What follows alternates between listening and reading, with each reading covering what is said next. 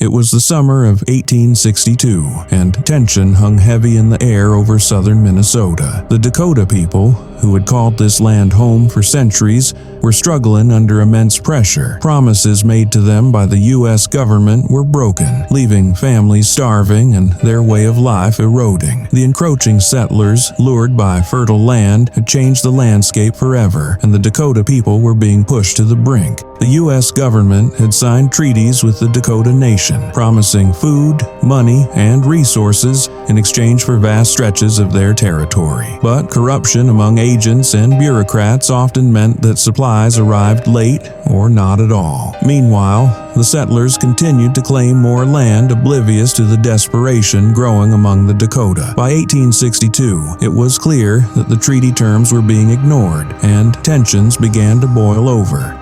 The Dakota people, led by chiefs like Little Crow, faced an impossible choice: continue to endure broken promises or take a stand against overwhelming odds. With their people starving and dignity slipping away, frustration turned to action. In August 1862, the Dakota Uprising began. This story is not just about a battle, it's about how two worlds collided in one of the most tragic and controversial conflicts in U.S. history. Over 6 weeks, the Dakota fought to reclaim what they had lost, leaving a lasting impact on both their people and the settlers. As the conflict unfolded, towns were burned, lives were lost, and the consequences reshaped the region for generations. The Dakota Uprising was more than a historical event. It was a defining moment in the relationship between the United States government and indigenous peoples.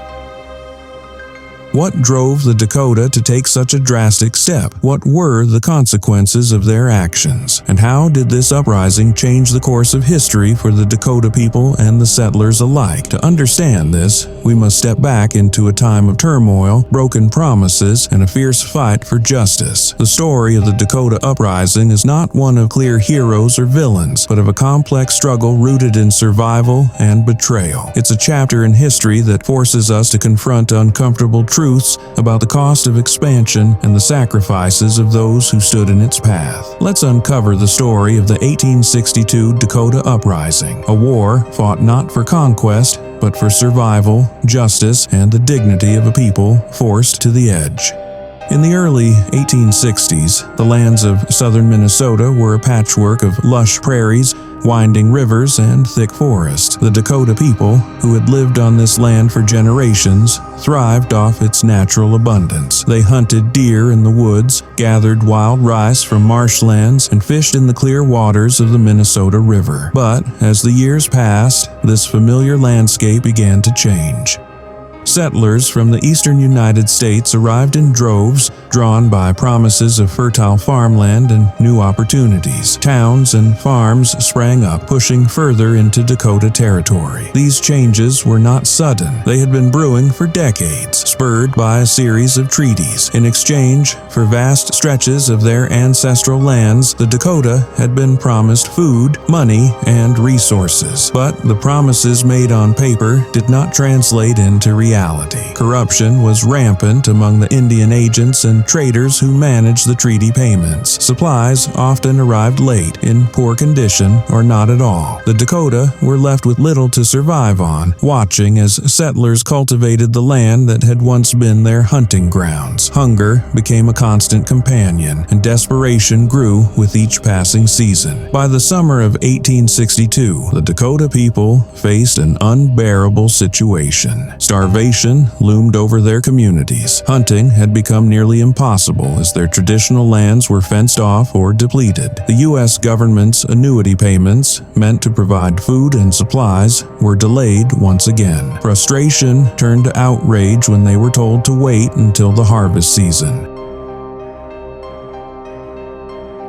Chief Taoyataduta, better known as Little Crow, emerged as a key figure in this unfolding drama. Little Crow was a leader torn between two worlds. He had negotiated with the U.S. government, hoping to secure a better future for his people. Yet, he had also witnessed the betrayal and suffering inflicted upon the Dakota. Some of his people criticized him for cooperating with settlers, while others looked to him for guidance in their time of need. The Dakota's resentment toward traders also also reached a breaking point. Andrew Myrick, a storekeeper known for his dismissive attitude, became a symbol of the settlers' indifference. When Dakota leaders pleaded for food on credit, Myrick reportedly responded, "If they are hungry, let them eat grass." This statement echoed through the Dakota community, inflaming tensions even further.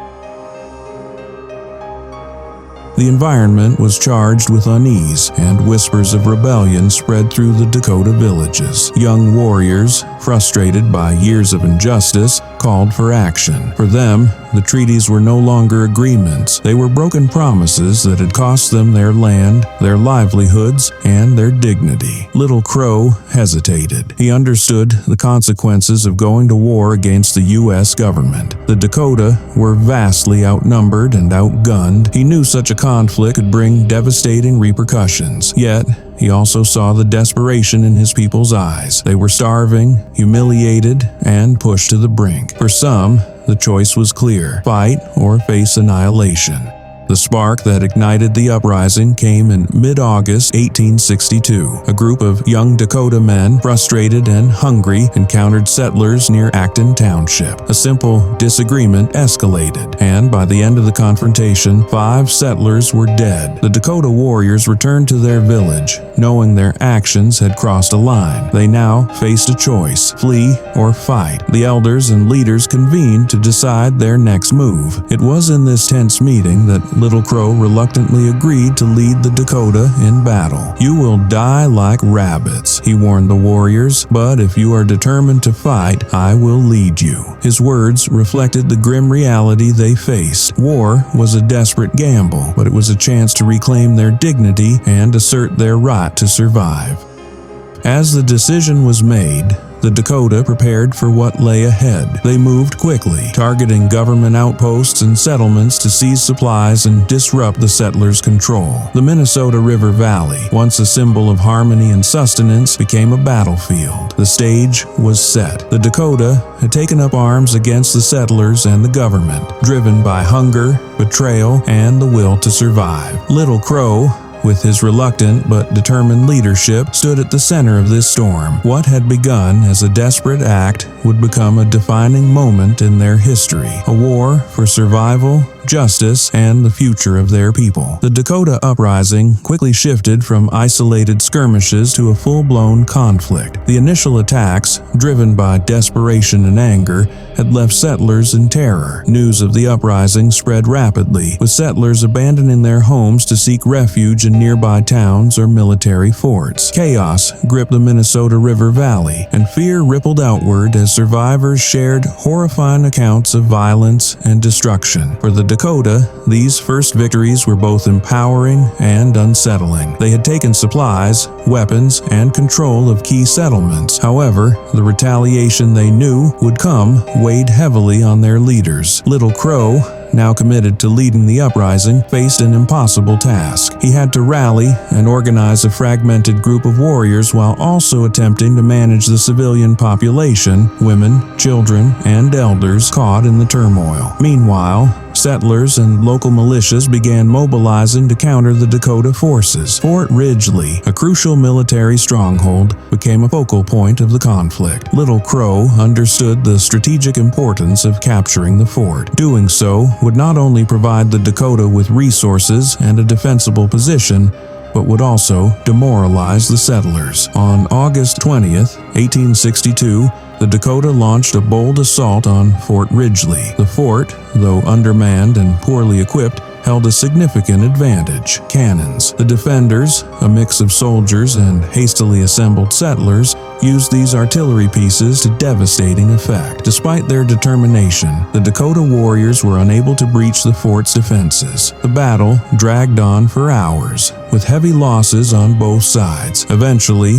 the Dakota were forced to retreat. This failure was a harsh blow to the Dakota forces. Morale wavered, and divisions within their ranks grew. Some leaders argued that the fight was futile and urged surrender, fearing the inevitable backlash from the U.S. government.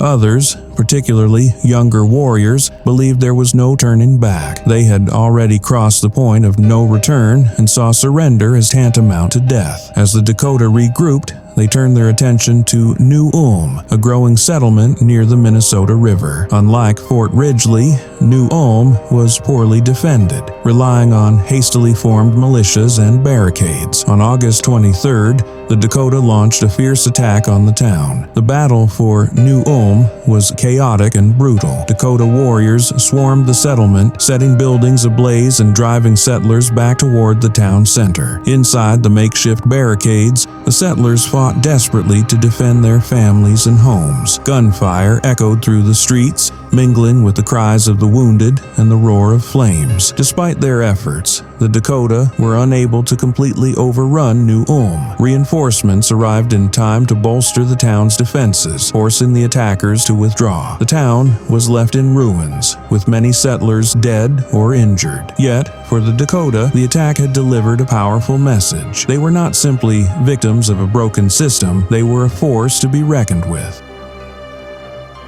As the conflict escalated, Little Crow found himself increasingly isolated. He was a leader navigating a sea of conflicting emotions and pressures. Many Dakota civilians, particularly women and children, began to question the wisdom of continuing the fight. The U.S. military response was growing stronger, and food supplies were dwindling. Little Crow, though reluctant, continued to lead, driven by a sense of duty to his people and a deep-seated anger at the injustices they had endured. The U.S. government, meanwhile, scrambled to mount a response. General Henry Sibley, a former governor of Minnesota, was tasked with suppressing the uprising. Sibley's forces were initially slow to mobilize, hindered by logistical challenges and a lack of experienced soldiers. However, as reinforcements arrived and the government allocated more resources, the tide began to turn against the Dakota. One of the most pivotal moments of the uprising occurred at Birch Coulee on September 2, 1862. A detachment of U.S. soldiers tasked with burying settlers killed in earlier attacks set up camp in what seemed to be a defensible position. However, they were unaware that Dakota warriors were watching them closely, waiting for the right moment to strike. In the pre-dawn hours, the Dakota launched a surprise attack on the camp. Gunfire erupted in the darkness, and chaos ensued. The soldiers, caught off guard, scrambled to defend themselves. For over 30 hours, the two sides clashed in one of the most intense battles of the conflict. The fighting at Birch Coulee showcased the bravery and tactical skill of the Dakota warriors. They had inflicted significant casualties on the U.S. forces, but the arrival of reinforcements eventually forced them to retreat. For Little Crow and his followers, this was another bitter reminder of the overwhelming odds they faced.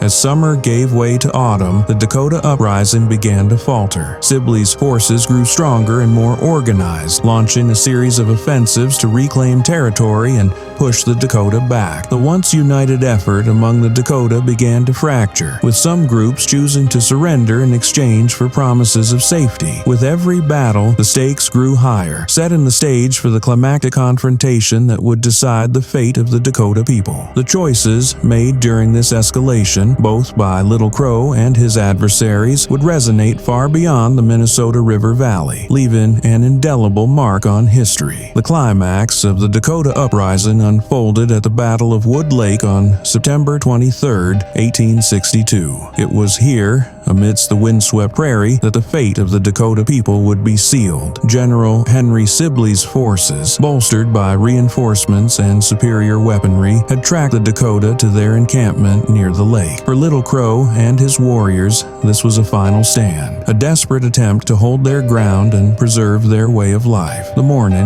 was tense. A thin veil of mist hung over the battlefield, shrouding the movements of both sides. The Dakota warriors, positioned in tall grass and natural cover, prepared for an ambush. They were outnumbered, their ammunition scarce, but their resolve was unbroken. Sibley's men, marching cautiously, approached the area unaware of the danger that lay ahead. The first shots rang out suddenly, piercing the quiet dawn. Chaos erupted. The Dakota warriors emerged from their hiding places, unleashing a fierce volley of gunfire. Sibley's soldiers scrambled to respond, forming defensive lines and returning fire. For a brief moment, it seemed the Dakota might gain the upper hand. Their knowledge of the terrain and their fierce determination drove them forward. Warriors moved swiftly, their war cries echoing across the battlefield. But the U.S. forces, armed with superior firepower and better coordination, began to press back. Sibley's cannons roared, shaking the ground and ripping through the Dakota's positions. Smoke and fire filled the air, mingling with the cries of the wounded and the desperate shouts of commands. The Dakota fought valiantly, but the relentless barrage of artillery and rifle fire began to take its toll. Little Crow, watching the carnage, faced the brutal reality of their situation. His people were exhausted, their numbers dwindling. Despite their courage, the overwhelming might of the U.S. military was too much to overcome. The battle raged on, but the tide had turned. As the fighting reached its peak, the Dakota lines began to break. Warriors, some injured, retreated into the woods and hills seeking refuge. The U.S. soldiers advanced steadily, securing the battlefield. The once organized resistance had been shattered, leaving the Dakota scattered and vulnerable. The end of the battle was devastating. Hundreds of Dakota warriors were killed or captured. Families fled into the wilderness seeking safety from the advancing army. The community was left in disarray, their hopes of reclaiming their lands dashed. For Little Crow, the defeat was more than a military loss. It was a personal and cultural tragedy. He had fought not just for land, but for the survival and dignity of his people. Now he was forced to flee, knowing the U.S. forces would hunt him relentlessly. His dreams of justice and autonomy lay in ruins. The victory at Wood Lake marked the end of organized Dakota resistance. General Sibley, emboldened by his triumph, pursued the remnants of the Dakota forces. The U.S. government quickly moved to consolidate its control over the region, rounding up Dakota families and imprisoning them in brutal conditions. The Dakota Uprising was marked by harsh retribution and profound suffering for the Dakota people. In the months following the Battle of Wood Lake, more than 2,000 Dakota men, women, and children were forcibly rounded up and imprisoned at Fort Snelling. The conditions were inhumane, cramped, unsanitary, and rife with disease. Many succumbed to illness and starvation during their captivity. A military commission sentenced 303 Dakota men to death for their role in the uprising. President Abraham Lincoln, after reviewing the cases, commuted most sentences but approved the execution of 38 men. On December 26, 1862, in Mankato, Minnesota, the largest mass execution in U.S. history took place. The spectacle was a grim reminder of the government's resolve to punish the Dakota people while appeasing settlers. The long-term consequences were equally devastating. The Dakota were expelled from Minnesota, their land confiscated and sold to settlers. The U.S. government voided existing treaties, effectively erasing any legal recognition of Dakota claims to their homeland. Families were scattered, their culture and way of life disrupted. Yet, the legacy of the uprising carries deeper lessons. The conflict underscored the catastrophic effects of broken treaties, systemic injustices, and unbridled expansion. It serves as a reminder of the resilience of the Dakota people, who, despite immense loss, preserved their traditions and continued to fight for recognition and justice. Today, the Dakota Uprising is remembered as a pivotal chapter in American history. It challenges us to confront uncomfortable truths about colonization, greed, and betrayal. As we reflect on these events, we are reminded of the enduring importance of honoring commitments, seeking equity, and understanding the profound cost of injustice. The lessons remain relevant, urging us to strive for a future rooted in respect and reconciliation.